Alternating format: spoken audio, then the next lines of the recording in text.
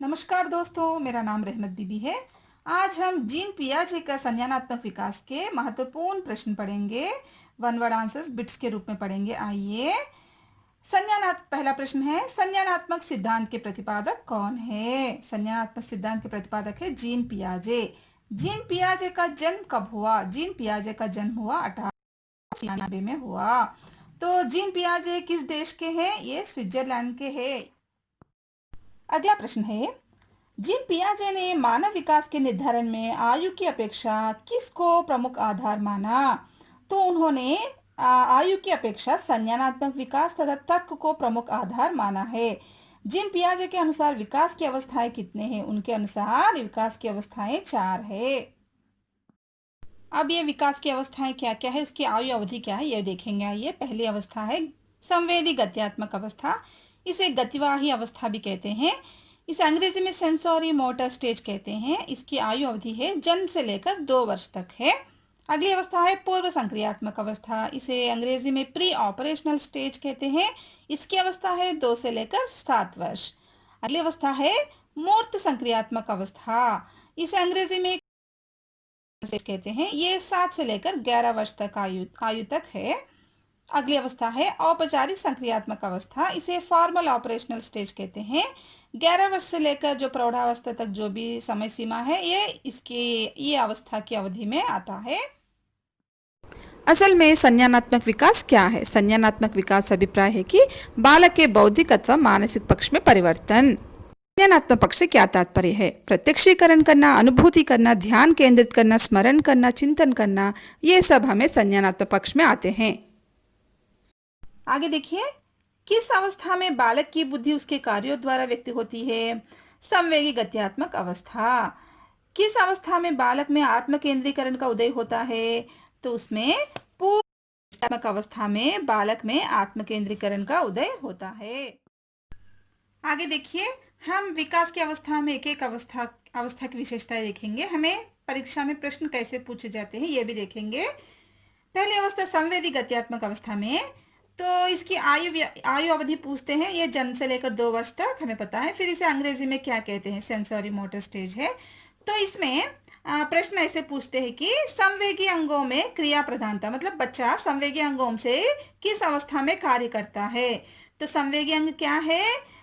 नाक, कान, त्वचा, मुंह, आंखें, सब संवेगी अंग है। इससे कार्य बच्चा संवेदी गत्यात्मक अवस्था में, माने सेंसोरी मोटर स्टेज में कार्य करता है। और यहाँ पर बच्चा एक ही काम बार बार कब करता है, मतलब पुनरावृत्ति कब करता है, ये भी संवेदी गत्यात्मक अवस्था में है। तो बच्चा एक ही, जैसे कि प्रयास एवं त्रुटिपूर्ण व्यवहार, मतलब गलतियां करके फिर से उसको गलतियां करता है, फिर से उसी को फिर से दोहराता है।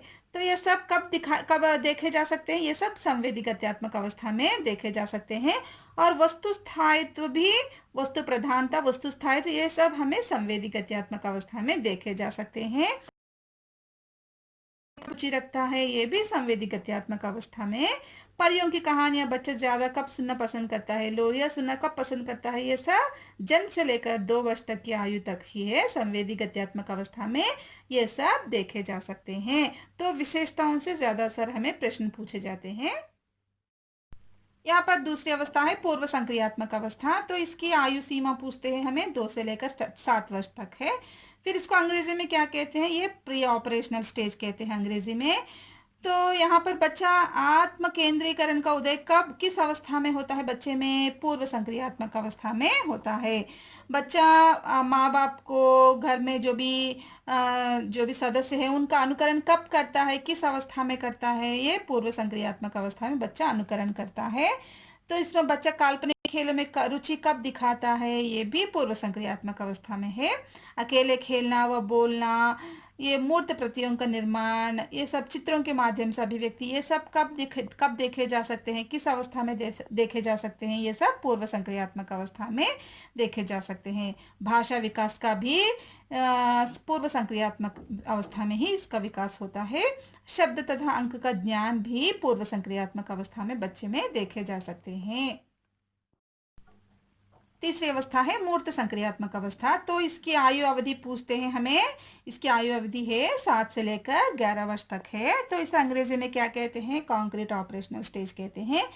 तो बच्चे में पूर्व संक्रियात्मक अवस्था में आत्म केंद्रीकरण का उदय होता है, लेकिन यहाँ पर आत्म केंद्रित प्रवृत्ति का कम होता है, थोड़ा बहुत यहाँ पर कम होता है। मूर्त चिंतन करना कब शुरू करता है बच्चा? मूर्त संक्रियात्मक अवस्था में ही बच्चा मूर्त चिंतन करना शुरू करता है।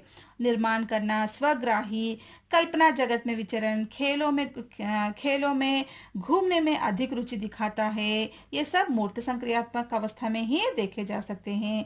और यहाँ पर क्रमबद्धता तथा पूर्ण अंश प्रत्ययों का उपयोग, या मतलब यहाँ पर जो चीज़ तुलना कर सकता है, जो क्या छोटा है क्या बड़ा है, दोनों में अंतर देख सकता है, तुलना कर सकता है, जो अधिक भार कौन सा है, भार किसका कम है, ये सब तुलना कर सकता है बच्चा।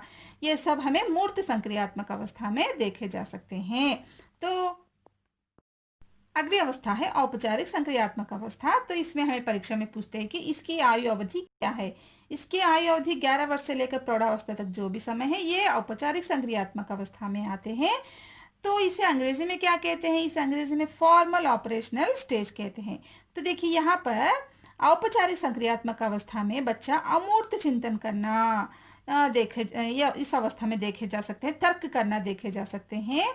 तो बच्चा गूढ़ रहस्यों को समझना, जटिल गणितीय क्रियाओं का समझना, ये सब यहाँ पर हमें औपचारिक संक्रियात्मक अवस्था में देखे जा सकते हैं। समस्या समाधान, परिकल्पनाओं का निर्माण, परिकल्पनाओं का परीक्षण, निष्कर्ष प्राप्त करना, समानुपातिक संभाव्यता चिंतन, अन्य के साथ सहयोग पूर्ण व्यवहार, कार्यकरण संबंध स्थापित करना, ये सब जो भी लक्षण है, जो भी विशेषताएं हैं, ये सब हमें औपचारिक संक्रियात्मक अवस्था में देखे जा सकते हैं। हमें परीक्षा में इससे संबंधित प्रश्न ही, ज्यादातर विशेषताओं से संबंधित प्रश्न ही पूछे जाएंगे।